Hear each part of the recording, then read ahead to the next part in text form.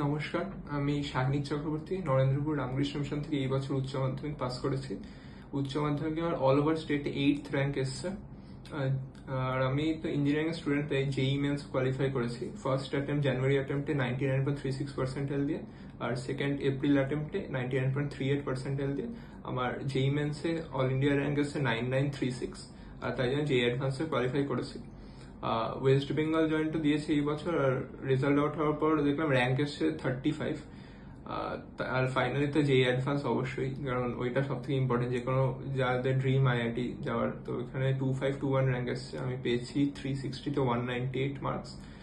আর আমার physics mentor প্রথম থেকে নীলাঞ্জন স্যার আমাদের ওখানে গিয়ে করাতেন মিশনে, সপ্তাহে 2 দিন করে করাতেন নীলাঞ্জন স্যার। আর অবশ্যই ট্যাবে করাতেন। নীলাঞ্জন স্যারের যেটা বেস্ট আমি দেখেছি সেটা হচ্ছে গিয়ে একদম এত তাড়াতাড়ি নীলাঞ্জন স্যার যে কোনো একটা প্রবলেম সলভ করতে পারেন, পুরো দেখার মতো। আমি যদি একটা প্রবলেম দিই নীলাঞ্জন স্যার কয়েক মিনিট ভেবেই ওই প্রবলেমটা সলভ করে দেয়। এরকম কাউকে দেখিনি।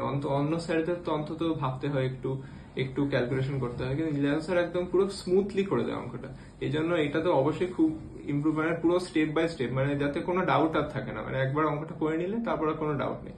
এই জিনিসটা খুব ইম্পর্টেন্ট যে কোনো ফিজিক্স স্টুডেন্টের জন্য। এই ডাউট ক্লিয়ারিং সেশন, তারপরে থিওরি তো খুবই ভালো পড়ান নীলাঞ্জন স্যার, ধরে ধরে পড়ান। আর শুধু অ্যাডভান্স লেভেল না, অলিম্পিয়াড লেভেলেও নীলাঞ্জন স্যার প্রচুর ভালো ভালো প্রবলেমস করিয়েছেন, থিওরি করিয়েছেন।